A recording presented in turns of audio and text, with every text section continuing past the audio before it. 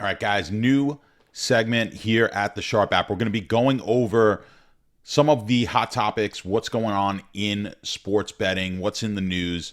Today, the big news event of what's going on in sports betting. Calvin Ridley, as we all know, 1 year suspension for betting on games. Just idiotic. This is an article here from the New York Times. Atlanta Falcons receiver Calvin Ridley was suspended for at least the entire 2022 season for gambling on NFL games last year.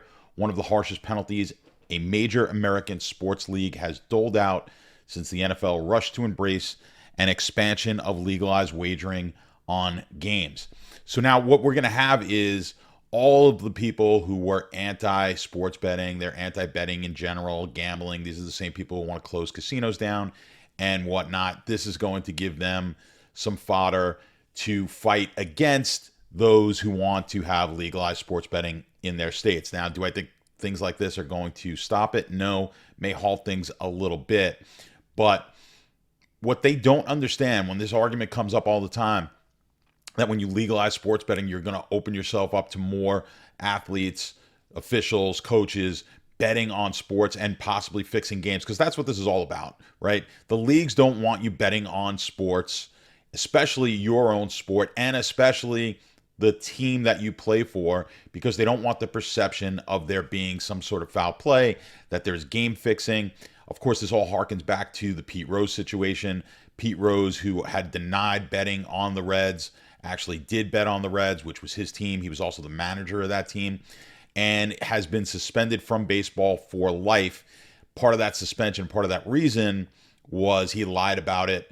He had made an agreement with Bart Giamatti at the time, the commissioner of MLB, and he basically went against that agreement because he came out publicly and said that he had never bet on baseball and that he certainly never bet on the Reds. So that's a whole nother case, but there's a reason why Pete Rose is suspended, and that's because none of the leagues want to give the perception that there's any sort of game fixing. We had the issue, of course, with the NBA, with Donaghy, the referee, who had claimed that he was involved in point shaving or fixing of games by how the referees would call the games, that he would call the games in a certain way to ensure one team or the other would cover the games. Probably true. His stories, maybe some of it's made up, but it happens, right? But certainly with the advent of legalized sports betting in most states, the leagues just can't go for this. So the penalty seems harsh, especially since he only bet, according to him, $1,500 total dollars on games like one weekend over a 5-day period. Here it is. Commissioner Roger Goodell said in a statement on Monday that Ridley, 27, placed bets on NFL games during a 5-day period in late November 2021 when he was away from the club to focus on his mental health. After an investigation, the league uncovered no evidence indicating any inside information was used or that any game was compromised in any way. Goodell said in the statement, nor was there evidence suggesting any awareness by coaches, staff, teammates, or other players of his betting activity. And this is really key because this is what the league is fighting. They don't want there to be a perception that there was any game fixing, of course. Now, what Ridley did, you could tell there was no game fixing there. Small amount of money. He was doing it recreationally. I don't know what his mental health issues were that caused him to be away from the game, but who knows what his situation was, where he was bored, wanted to bet on a few games. It's absolutely idiotic, though. You have to know as a player you cannot bet on certainly your team, and you cannot bet on the sport that you are a professional of. Now, he wasn't doing this probably to make money. This seemed like it was just doing it out of boredom. $1,500 should not be all that much money for someone who makes the kind of money that Calvin Ridley makes. So, you know, is the integrity of the game lost? Was there fixing? No. But we can't have that, right? So I'm all for. I was for the Pete Rose suspension. I'm still for the Pete Rose suspension. It seems harsh. The argument's always, well, you know, there's racists and murderers and all sorts of bad people in the variety of Hall of Fames for all sports, whether it's the NFL or baseball.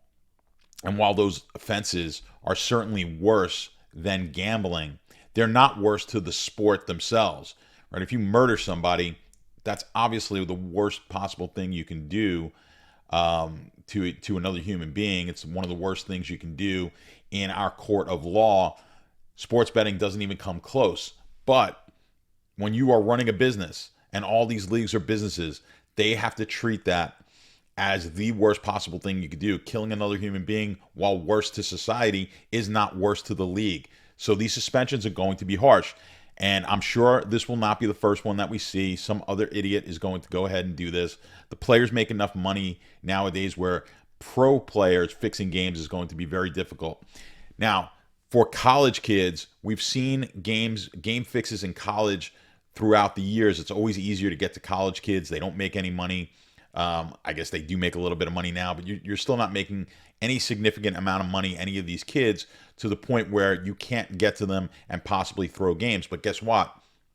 When you legalize sports betting, it becomes a lot easier to find when these games are being fixed, because the sports books are monitoring any unusual activity. Now, in college, there's going to be, on most college games, a very limited amount of money being bet on any one given college game. If you are fixing games, you are going to be betting at a fairly high amount of money, and generally they're going to see a pattern, the sports books will, of an unusual amount of money being bet on a particular team over the course of time, and they're going to notify the authorities. There's a whole agency in the FBI that pays attention to this sort of thing. They will start looking for game fixing. They're going to watch video, and they'll know what the point spread is, and then an investigation is going to ensue. So if you want to catch game fixing, you have to legalize sports betting, because the underground sports book, or the bookie, your local guy, has no ability to call the authorities when he believes someone is fixing games and there's something funny going on. The sports books don't want any fixed games. The leagues don't want any fixed games. When you legalize it, you catch these guys way easier. So there's going to be a lot of talk, and this is the point that everyone misses. You're going to be hearing it all day long, I'm sure, on sports talk radio, on these talking head shows, ESPN, Fox Sports. It's totally ridiculous. Sports betting is here to stay, and you're going to see more stories like this, but the league is no more compromised today than it was before sports betting was legal in so many states.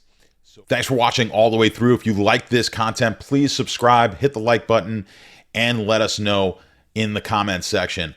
Also, download the Sharp app today to help you become a smarter, sharper sports bettor.